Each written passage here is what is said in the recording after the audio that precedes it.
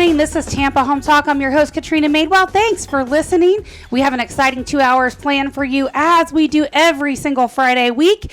And today's particular show is all about, is it worth it? The advantages of hiring an agent to help you buy, sell a home, and find the best one for you. We've got a couple special guests hanging out in the studio with me, as well as my counterparts. Adam Talley with Talley Insurance. Leo Cannyn with Beryl Engineering and Inspection. And I got a couple special guests hanging out in the studio with me today. Mr. Don Hill, he is the publisher for Tampa Real Producers. Welcome to the show. Yeah, great to be here. Appreciate the invite. Looking forward to diving into some topics today with some of our rock star realtor producers on the panel here. We are going to have a lot of fun. So we're going to talk a little bit about what you guys do and a little bit about why my other guest is also in the studio, Miss Stephanie McElroy. Welcome.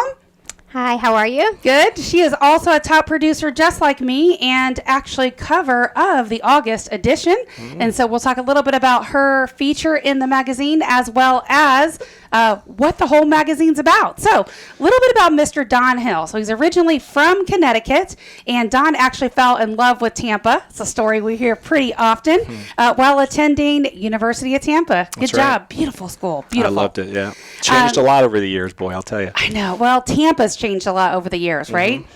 So your degree is actually in business management, and you were a division manager for Vector Marketing, also known as Cutco, yes, right? Everybody knows the Cutco knives. You know, we've all been trying to get recruited as a college kid. Hey, I've sold Cutco before, so I get it. There we go. I meet them all over the world, man. I meet them all over the world. And so you were a rock star there, right? You sold a lot of Cutco. I'm in the Hall of Fame, actually, yes. So tell me more about that. Well, I was a college student, like most people, and saw a poster up at my school. I applied for a summer job, and I was not very good at it right away. I ended up not being one of their top sales reps at all in the beginning, but I stuck with it, kind of learned a lot of important lessons about the importance of persistence in sales and eventually trying to get my skill sets up. And long story short, I sold Cutco for a summer, got to a couple of promotion levels, and then went through a management training program. And then as a college student, opened up my first office the following summer. I was a sophomore in college. And I opened up an office in Martha's Vineyard, Massachusetts, which was an amazing summer, one of the best summers of my life still to this day. And I recruited about 42 college students to sell for me in my office. The following summer, got my receptionist staff in place, and we ended up being one of the top, that league is called a branch management competition. And we ended up being one of the top and most productive offices of that summer as a college student. So I closed it down, went back to school. That's when I went here to the University of Tampa. So back up. Let's just talk about this because this is Money Talk 1010, right? Tampa Bay's business address. So on this station, there's a lot of business people that listen. And so I'm sure the person listening is really curious. How did you go from like the snot-nosed college kid to, hiring well, I was still a snot-nosed college kid, even when I hired 42 people. So what did you learn? Like who came across your path that kind of changed your perspective or changed your way of thinking? Because you said you weren't very good in the beginning, and then now you're actually in the Hall of Fame. So what shifted for you along the way? Well, just to give you some perspective, my first check was for $13.42, and I'll never forget it. It's like ingrained in my mind. Barely gas money. Exactly right. Not even. Right. Not even. And well, so that was a full tank. I don't think he's quite that old. So that was my starting point, and I remember the actual moment of thinking, should I keep doing this? Should I quit? And there was a moment of decision of, hey, I don't want to be known as a quitter. I'm going to see this thing through. And I just wanted to surround myself with some of the top sales guys that were actually getting awards and winning things. So that's what you did. You shadowed them. I definitely shadowed them. I went on field training programs to watch other people do sales presentations. I attended our team meetings. I took, a lot of notes to try to improve. I got myself better on the phone. What did you see them do? Like, what's the things that you think really improved you to make a difference? I just had to learn how to connect more effectively. I had to learn how to build value in my product. I had to learn, obviously, how to handle objections like all professional salespeople do. And that still is always a work in progress. But those skills that I started to learn at the age of 19 years old, they never go away once you start harnessing them and developing them. Absolutely. Who were some of your biggest clients? Like who well, with the Cutco model, you were selling in homes, so it was families. You generally, if you don't know anything about the business, you start with people that usually family and friends, and you get them on board, and you sometimes get pity sales out of that. As you can tell, my family wasn't too pitiful on me because I didn't sell a lot when I was doing. That $13 check. Yeah, exactly. I sold a whole whopping $100 in my first 10 days when other people were doing much more. But Like I said, my focus became consistency. I just wanted to focus on the right number of appointments on a weekly basis, which is eventually what I became known as. Is they had this thing called being on the newsletter, which was selling $1,000 a week, and if you were on the newsletter, you had a successful week. You might not have been the top person, you usually weren't, but you were consistent. Went to work. Yeah, Okay. exactly. That's what it So showed. what did you do if you didn't have enough appointments and it was towards the end of the week? You made more phone calls. So you got just on the hustled, phone. got in the It grind. was all about just, you can always generate appointments, just it was all a relation to how many phone calls you were willing to make. That's true. If you talk to enough people, you're going to get some appointments. Absolutely. For sure. I'm sure Stephanie can relate to that a little bit too. Oh, right? yeah. Absolutely. Absolutely. So you came here, went to college at UT. I did. So I And that transferred kinda down here. stuck you here. I was actually at Liberty University my freshman year in college. When I came home from Liberty is when I started the whole Cutco thing. And personal things happened. My father ended up having cancer, and he passed away during that school year. So I withdrew from Liberty my sophomore year and did a couple things locally in the Connecticut area. I'm from Danbury, Connecticut, is where I grew up. And I ended up eventually transferring as a sophomore into the University of Tampa as a business management major. So that was after the summer that I mentioned in Martha's Vineyard. So why that I Tampa? opened up. Why'd you pick Tampa? I had family down here. I've always loved Florida, and they were very smart. They started sending marketing pieces to Connecticut in the middle of the winter with beautiful palm trees, and they got me thinking about, man, I definitely don't want – I got to get out of this weather, right? So I went down to visit the campus, fell in love with it. It was beautiful, and at that time I didn't really know much about Tampa. But I fell in love with the campus and said, this is where I want to be. Well, there's so much to do, right? You don't have to shovel any of that snow.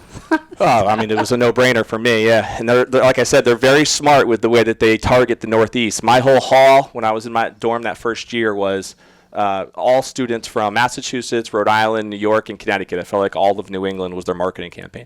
Awesome. So this is actually your third time publishing a publication, right? It Like, is. how did you go from selling Cutco stuff, being a college kid, into publication? So as I continued working with Cutco, I ended up staying there 10 years. Technically 12 years. And some of the people that I developed relationships with during that time frame back in 2004 actually started the franchise called N2 Publishing. So they had left Cutco in those years. I stayed all the way through 2012. They were in my ear throughout many of those years, just talking about, helping them get things started and wanting to have me join the program and all that stuff. So at that point, I wasn't very interested as I was building my Hall of Fame career with Cutco. But eventually, I got engaged, and I wanted to move to Florida, and I just felt like it was time for a change. So I talked to my fiance, who wasn't excited about the move at the time. I was like, they sell Cutco here. Those guys approach me all the time. Yeah, they really do. And they actually have really good programs down here for that. And I'm pretty good friends with a lot of the guys that do it here. But I wanted to just do something different. So I got out of my Cutco business, and I came to Florida and started an energy company, actually, with a buddy of mine.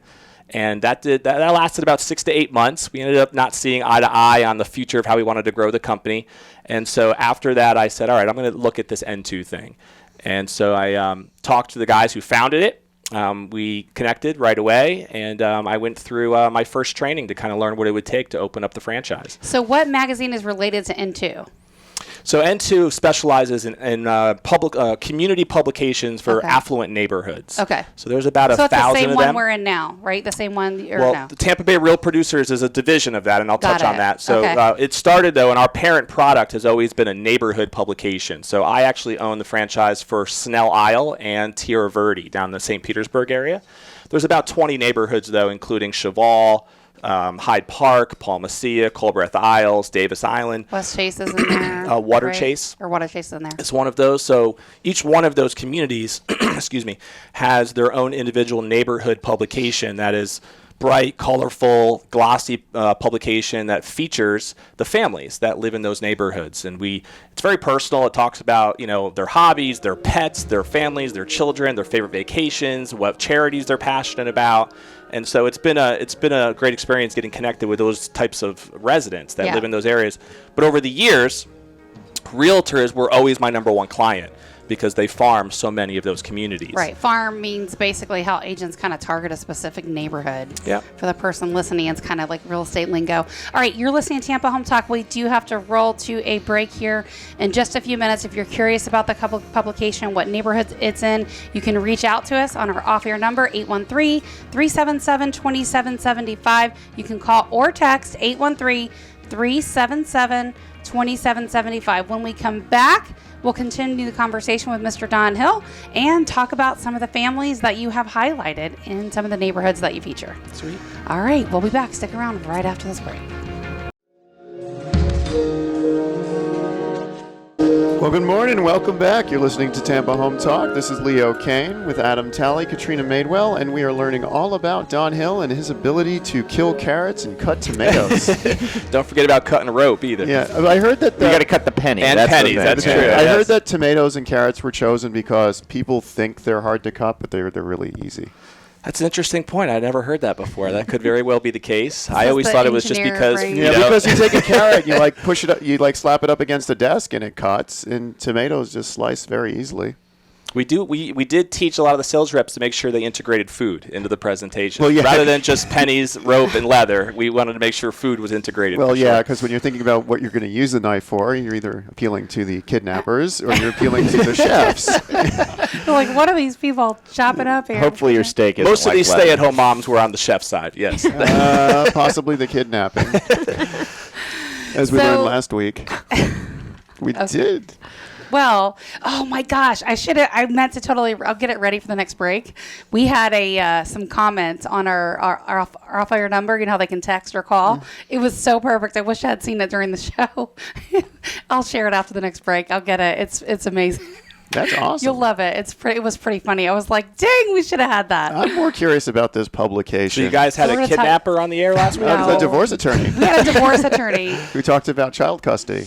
Oh, very Yeah, nice. so the kidnapping just kind of flew right into there. Yeah. That makes sense. No, I don't want to. Well, he was talking about how people like steal the kids and leave Across the country. state lines, across country lines. Scary, really. Yeah. I got 4 young ones at home. It's like the biggest my fear you goodness. have as a parent. Yeah. That's a lot Yeah. of kids. Especially I the know. smaller they are, right? Our When they house get is to a bit of a zoo teenagers. right now. Well, you Yeah. got them with the wristband with the Cutco knife that comes out so they can cut the rope, right? We do know how to intimidate them. I could say that much. No, but we have 4 that are 5 and younger, so our house is a little wild. Right now. That's It's a lot. wild. There's a lot of energy in It's that just house. still fun, right? At this age, I have a wonderful wife. She's a bit of a warrior, and she manages it all very well. instead of wrangling cats, she wrangles kids, right? Exactly right. So, And we have a cat and dog too, so there's a little bit of wrangling of that going on as that's well. funny. With your publications, for example, like Snell Isle, when you first published that, I'm just curious, how do the neighbors respond? And then what do you launch with your first publication, right? Because I guess, how often does it drop? Is it monthly? It's monthly. Okay. Yeah. So if people see it over time, month after month after month, and they see neighbors featured, and then eventually they might know one of those neighbors, then the dots kind of connect, and I'm sure when you reach out to them, it's kind of cool because they Absolutely. know how you are. How do people how did they first react to it? Like, say, the first month you go in, and do you have neighbors actually still highlighted in that first edition? Oh, absolutely. I mean, how a lot of the first ones get started, at least for me personally, is as I was in what we call the ramp-up phase. It's usually about a 4 to 6 month process in order to get a publication off the ground. And so that ramp-up phase, the sole focus is creating advertising dollars and getting partners on board. A lot of the business owners that I was meeting with during that ramp-up phase, some of them also happen to be residents of Snell Isle. If you know anything about that area, there's a lot of business owners on that 4th Street North area and downtown St. Pete, and many of them are residents of Snell Isle. So I was able to get a lot of connections through that, even just through the ramp-up phase. I knew a couple of people that lived there even prior, just from personal connections that I happen to have in the area. So it was thankfully, welcomed very enthusiastically. The residents loved what it was all about. We immediately got people that were spotlighted and treated as micro celebrities in Right. the community. So that was kind of a cool Micro-celebrity, way. I like that. Yeah, man, it was. So we had no issues in terms of content. Content has never been an issue. Right. That comes piling in. It's always just making sure we have the right advertising dollars to balance the amount of articles we can print, Yes. because we have to have a good ratio that makes sense. I got a question for you. Now, are you just delivering all these for free, or are they picking It it is up for free. someplace, or Yeah, how does there's that no work? residents. Okay. No subscriptions at all. Every resident who lives in the community gets it for free. How everything is paid for is through our partnerships with local business owners Right. that want to develop relationships with that community. Because they're nice magazines. They're obviously not free to produce. So No, they're not. They and definitely to cost keep- a lot. I wish they were free, but they Yeah. cost a lot of money. To keep them free to the residents, that's where the sponsors come into play. Without a doubt. Yeah. So So- to kind of just make sure the story is connected. So with the neighborhood side, as I mentioned earlier, I started developing some pretty good relationships with a lot of top realtors in the area, especially in that St. Pete area.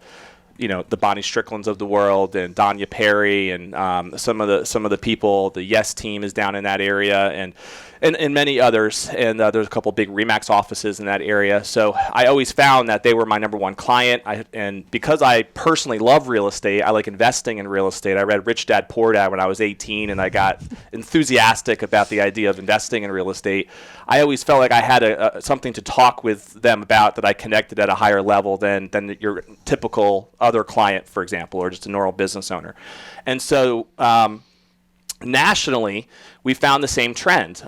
We had about 1,000 of these communities across the country, and we looked at it at one point and said, we have about 5,000 of the top realtors in the nation that are clients of ours. And so what if we came out with a platform that did basically what we do for the residents of these communities, feature them for free, tell their story, connect that community. The top producers in real estate are also very much a community. Right. And so that's where the whole idea of Real Producers came out of. And it generated in 2014 with a test market in Indianapolis. The Realtors raved about it. It was a great magazine that featured, again, not just their listings and their business, but as Stephanie knows, it's designed to be about who they are as people, their family, Right. of course, what they're passionate about, their hobbies. And I think a lot of the top realtors just liked the concept that there are a lot of real estate magazines out there, but most of that is more about spotlighting their listings. Mm-hmm. And I haven't seen many of them that are focused on them as profiles about just who they are and telling that personal story that they might only share with their family and friends on their personal Facebook pages, Right. for example. And so we really it hit off, and then we added an event component to truly So try to before connect we them. jump into that, going back to the neighborhood, what was the mission of that whole thing when you guys launched it? Was it to connect the community at its core? Was the that the tagline mission? is turning neighborhoods into communities. Okay. And so just give me an example of a story, or who comes to mind first? Like one of the families that you featured in the neighborhood could be any of the communities that you serve. Who's the first one that pops into your head? I'll share Tell me with you about the two. story. There was an older couple by the name of Kay and Jean Yenny from Snell Isle that I got to know pretty well. They're both they were in their 80s, both in their 80s. Unfortunately, Jean has passed away now, but we featured them as a couple in my first year with Snell Isle. And then during our November issue, the next year, we featured Gene as a veteran, because he was a World War II veteran. And it was just an awesome issue. He was on the cover with an American flag draped behind him, and he was in his World War II outfit, and he Wow. still had it at his home. And we did a photo shoot at his place, and he ended up passing away about 6 months after that photo shoot. Wow. And Kay, his wife, came to me during one of our events and said, I just want to really thank you for what you guys did, because he took so much pride in that article and in what we were able to do to kind of spotlight his service over the years. And she said he wanted to share those pictures with everybody he knew, and they got spread out all throughout the country. Oh, and wow. so that really, that sometimes you don't realize sometimes when you can tell somebody's story how powerful that can really be. And so that was one example. And then another one that always resonates with me is, Bonnie Strickland is a realtor in St. Pete, and we featured her. I interviewed her in her home. She has a beautiful home there in Brightwaters Boulevard. And she had a little cute dog, a little fluffy poodle dog named Gator, who we featured in our precious pet section. And unfortunately, Gator passed away a couple of months after we featured Gator. And so I found out about that through somebody who wasn't Bonnie, and I was able to, we were able to get we framed that article that we did on Gator wow. and presented it to Bonnie as a gift, like in memoriam. Mm-hmm. And she was telling us that she had people that would stop her, like when she was walking around Snell Isle every now and again, just like wanting to console her for losing her precious Gator, because we were able to bring some awareness to that a little bit. So again, it's there's a lot of opportunities when you're in a publishing business to try to spotlight special stories, special moments, and so I can tell you more, but those are two that What do you jump out at find me. the magazines actually brought to the community? Like after they're circulating for a while and Yeah. people get to know each other and the micro celebrities like you talked about. Absolutely. What does that actually bring to the communities? Well, I think it does bring a sense of community, number one. I mean, I think nowadays especially, a lot of people, maybe decades ago, it was almost commonplace for you to know your neighbors Yes, very I was well. thinking the same thing. Yeah, and it really, that we've lost that, over the years. We're so connected that we're disconnected. Absolutely. If that makes sense. Yeah, and I think, it's a different world, of course, that we live in, and some of it is based on safety concerns and so forth, but I remember even when I was growing up, I knew all of my neighbors, and I to the point where I would be able to just walk in their home, the doors weren't locked, right? And I would be able to just go see a friend and literally walk in, not even knocking on the door, Yeah. and say, "Hey, is Billy here?" And I just remember those days, and I'm not even that old, but that was in the '80s. And things aren't really the same anymore with that. So Well, the internet and social media, it's really changed the way that we live, the way that we work, the way that we interact with people. Yeah. How many times have you seen a couple, or a family even at dinner, and everybody's on their cell phone, no Yeah. one's talking to each other? It's sad. We have a rule in our family that there's no media at the dinner table, but it is sad to see It's that a at good restaurants. rule. Like to see more people actually I like that. chime into that. All right. This is Tampa Home Talk. Our off-air number is 813-377-2775. If you want to connect with myself, any of our guests, Adam, Leo, again, it's 813-377-2775. When we come back after the break, we're going to talk to Miss Stephanie McElroy. McElroy. Want to make sure I get that right. Featured on the August edition cover of Tampa Bay Real Producers. And we'll talk about why you're here, what that is, and where we're going with it next. We'll be back in just a minute.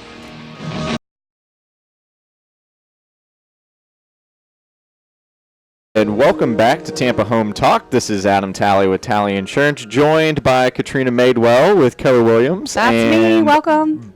Leo Cannyn of Beryl Project Engineering and Inspections. And today we have some awesome guests. We have Don Hill, who is the publisher of Tampa Real Producer, and we have Stephanie McElroy, who is on the cover in August. So let's get into it. What is this Real Producer platform?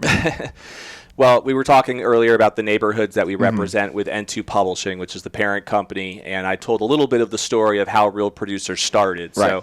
So we've started, like I said earlier, from that one test market in Indianapolis, and it's grown like wildfire. So there's now 100 markets across the country. I own the franchise for Tampa Bay, so it's called Tampa Bay Real Producers, TampaBayRealProducers.com. You can check out the website. And so it's an opportunity for us to feature the top 500 realtors in the Tampa Bay market. For somebody like Stephanie to be in that top 500, they would have had to produce about $10 million in volume last year to be in that group. So there's about 15,000 licensed realtors in Tampa Bay. Wow. So to think about the top 500 15,000, that's crazy. Yeah, The it's that number's top low, 3 to 5% actually. It's generally. Yeah, I think it's higher. Yeah, I think so 17,500. too. Yeah. It's even higher now? Okay. Oh, yeah. It very grows cool. by 300 a week. There you Yeah. go. Wow. Until the market shifts and they'll go Yeah. back down. That's right. Well, there obviously there's not a huge barrier to entry for somebody to get a license, and so for many people, it's just a fun thing to have to help out family and friends, and that's fine. There's nothing wrong with that, in my opinion. But at the end of the day, our platform is designed to really try to harness and feature the people who are the real movers and shakers of the community. So let's talk about this, because I'm sure Stephanie, just like me, we get this invite right to this mixer, and high producing agents like myself, like Stephanie, people are like our phone rings more from people trying to sell us stuff than it does our customers. Absolutely. So if you want to know why realtors don't always answer the phone, it's because we're trying to avoid the Yeah. people that are selling us stuff so that we can actually talk to our customers. Absolutely. Fair enough, right? So when you guys have a mixer, we're like, what's this about? And then it's that peer-to-peer. Are you going? Are you going? So talk about, how do you actually engage with the agents in your platform? How do you get them on board, especially when you're new, right? Yeah, absolutely. It's a great question, and I think I've experienced that back in the days with my neighborhood product, where I actually was trying to sell them something and see what that initial reaction was. But I think one of the things they really appreciate about the Real Producer platform is that we're not selling them anything, and we're just there to try to provide value and recognize and celebrate their successes about who they are, and use it as an opportunity to help in any way we can to help brand them. I've had realtors tell me that they love using the magazine on their listing appointments. It just adds some additional credibility. I've had brokers say that's a cool thing for them to use even for recognition at their team meetings in their brokers' offices. I've had realtors who are not yet in the top 500 tell me, hey, this is something that's giving me some motivation to want to get in the top 500 so that I can get featured. Because like Cutco, a lot of them quit in the first 3 weeks. Without a doubt. Absolutely. And so I think, like anything else, maybe in the beginning, it's always a little bit more challenging to just educate a realtor on what it's all about. But usually within the first 5 minutes when I sit down with a realtor, I can outline exactly what our platform is. And thankfully, I had the leverage of knowing that Real Producers was existing for years before I started to do it here in Tampa Bay. We have a very successful market in Orlando. It's one of the top in the country. A good friend of mine, Aaron Ludin, started that about 3.5 years ago. And they have a very engaged platform of they did an awesome awards ceremony this year called the Orpies. Oh, wow. And it recognized the top 500 realtors, but all kinds of fun awards like Social Media Realtor of the Year and all these different things. That I went to the event. It was a black tie affair. Oh, wow. It was at an old museum in the middle of Orlando. And just to see the pride of these realtors with their teams when they got recognized and won something that was honestly 2 years ago didn't even exist. As far as the award ceremony goes. So talk about your goal, like when you're getting a lot of agents together, like myself, like Stephanie, and other people that are really in this top 500. Yeah.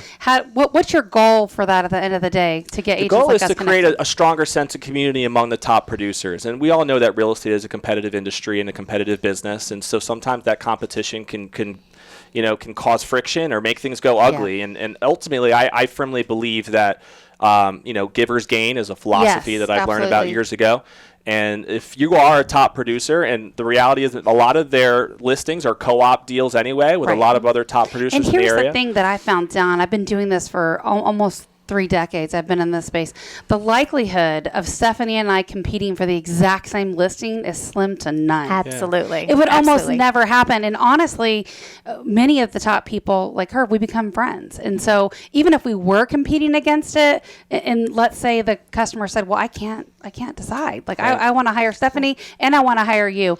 There's been times that I've went in and I've co-listed something with another agent, but it's almost never happens that you compete for the same exact listing. Absolutely. I completely agree. And so the objective is to provide a venue for top producers to be able to share ideas, and it's a masterminding philosophy. Right. So that they can learn and grow and help each other in terms of growing the business. So ultimately, the tagline really is to inform, inspire, and connect. And so we do inform a lot of the top realtors, hopefully through our Facebook, our social media, as well as through the publication itself, inform them about up-to-date trends in real estate. But a lot of their brokers do that. Right. But also, more importantly, inform them about who the other top producers are and their story. I've had realtors say things to me like, I get to know who the top producers are in my brokerage because a lot of the events they go to are very broker-specific. Right. But a lot of times they know the names of the people who are top producers in other brokerages, but they don't know them personally. Well, let's face it. If you're in the top 500, you're busy, right? I mean, Totally. Stephanie's husband's here in the studio with her. I'm sure he can attest. He would say the same thing that my husband says. It's not, real estate's not a career where you're going to be home every night for dinner. It's just not. Right. Never. Like basically never. So talk about, I'm sure is it already launched or it's about ready to drop? Just got launched. Okay, so it just got launched. So you've already been through like your photo session, your feature. Yes. Like tell me about the experience. I'm sure it was exciting. It was very exciting. It was really comfortable for me. The person that did my interview and that first reached out was Stephanie Shaughnessy. She is fantastic. She's really easy to talk to. It was a really great experience. We both walked out of there, kind of wondering, did we really make an interview? Is that really what just happened? Or did we just talk? And it was kind of a blessing behind that, right? You get the real true sense of what it's supposed to be in a magazine when you're really just having a conversation. So let's give the person listening a sneak peek on what is that drop in this month's issue going to look like? Oh my goodness. So I think that the tagline or the focus on that was something about that I fly high, I guess, by staying grounded or something. But truly what it is basically just the balance of me trying to still maintain a really effective business and trying to maintain a home life as well. Which is what we just talked about. Which is really tough. I have 2 kids. And how old are your children? 13 and 14. Okay. 2 daughters. So very close in age. And so I guess the blessing of that is that they were young and at the office with me at the same time. And now they're older. They stay home by themselves, which is a blessing too. But how long have you been in real estate? 17 years almost. Okay. So first licensed in 2002. So a long time. Yeah, so it's been a long time. Absolutely. There was a time period there when my kids were really young, after the birth of my second daughter, that I did stay home a while, just worked for family, friends, things like that. And then somehow came back at full force in 2012. And that's it. Basically haven't gone home since. So tell me about like your, if I were to ask you about like your genetic makeup of your clients? Like, who are the people that you serve? Well, it's interesting. I think that, everybody has their big why of why they do this. And I'm the softie when it comes to somebody's story that, I think my clients are very diverse. I think that I've got the business people, the, vice president of a company, a Fortune 500 company on one hand, but I've got somebody else that's buying their very first home. Right. And it's a struggle. And I truly embrace both sides of that. I get a lot out of that. I truly. So tell me about your why. Why have you been doing real estate for 17 years? I do it for my family. I'm doing it trying to provide a life for them that they'll want to lead. And I think it's about leaving a legacy. I want to show my daughters that, hey, listen, this is, sorry guys, but it really is a male-driven business for so many years. And I think that it's really important to show them that, hey, we can do this too, and it's okay. And I think those numbers have flipped pretty drastically, right? Leo, you probably know the metrics on the male-female ratio in the realtor world. Do you know that answer? Well, I know from going to a lot of GTAR events that most of the time the room is filled with older women on the new realtor sessions. I'd say it's about 70% older women to 30% older men. Yeah. And then it's probably 50 and up on the age. You get your slew of 20-year-olds that will not be there for more than 2 or 3 weeks selling houses. But yeah, the more successful I'm seeing more women than men. And if you're that 20-something, right, and you're listening to this show right now, or you're the parent of that 20-something, and you're listening to Tampa Home Talk right now, reach out to us because we are in growth mode. We are looking to, take little people like that under our wing and really little people. youngins, the youngin 20-somethings, like the person I wish I had. The when I was whippersnappers. 20.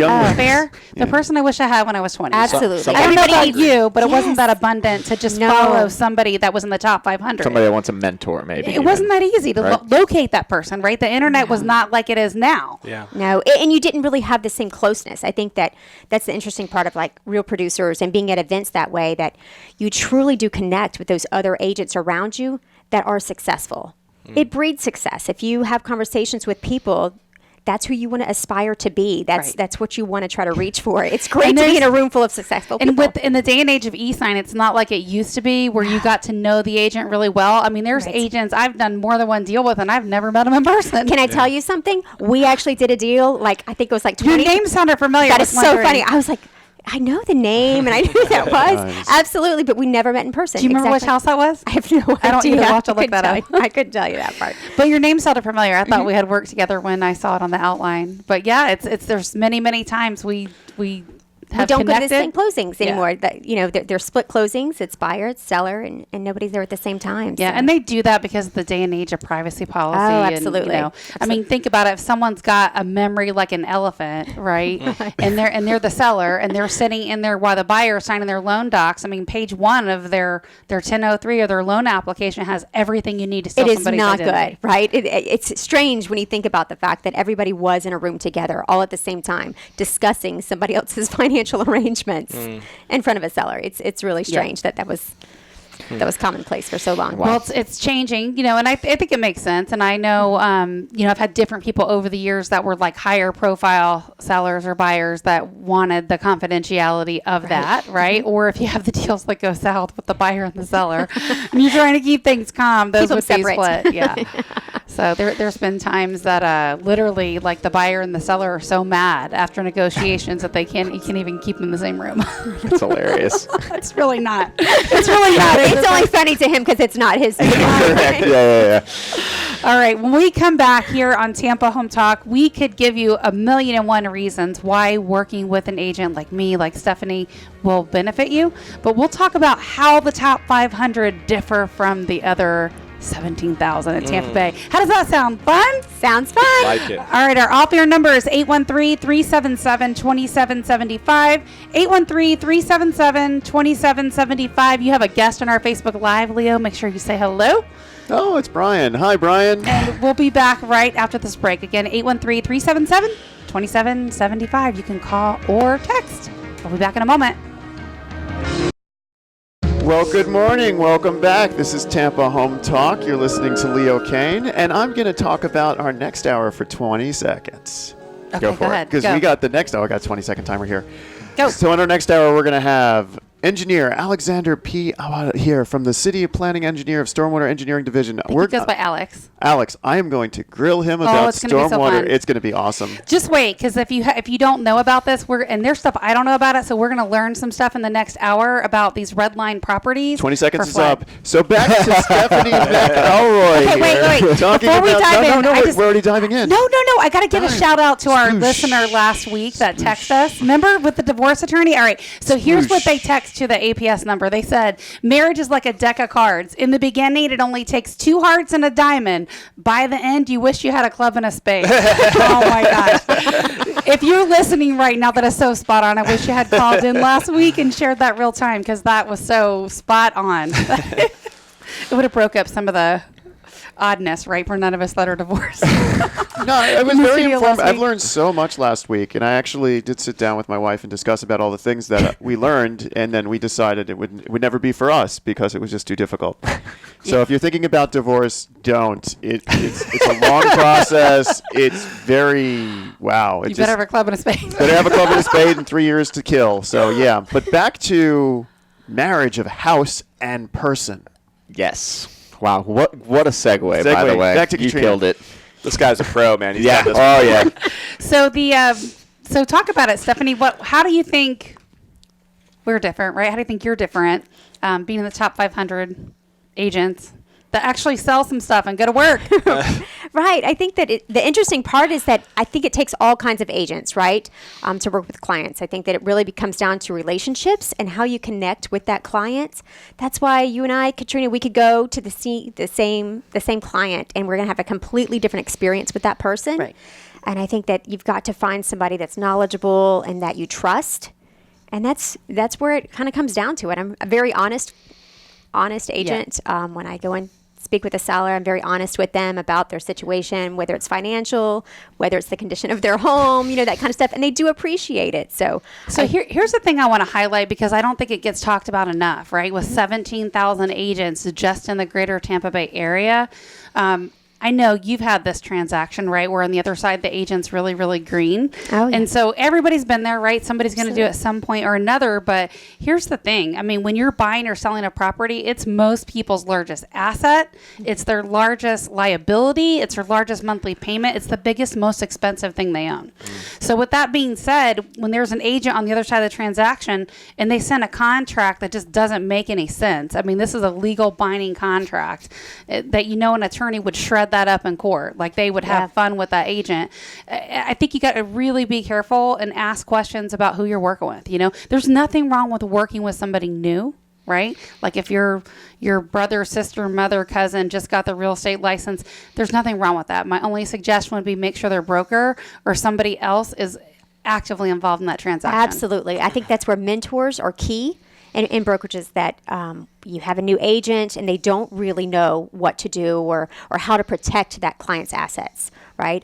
How to, just even as simply as protecting them and their escrow deposit or making sure that their inspection goes well and know what to do and how to negotiate that after the fact. I think that really gets lost because that's not what you learn in real estate school. Nobody goes and sits in class and learns how to really sell real estate. You learn real estate law, you learn real estate math, and that's really good information, Right. but it does not teach you how to actually use it in a practical sense. So And the inspectors, I know Leo can chime in on this. So a lot of times for buyers, that's like the scariest thing when they get back this 75-page report that looks awful, and sometimes it's a 75% piece, but it's deemed as a safety hazard, right? Well, yeah, I mean, we try and structure that in the report and preface that we're hired to tear a house apart.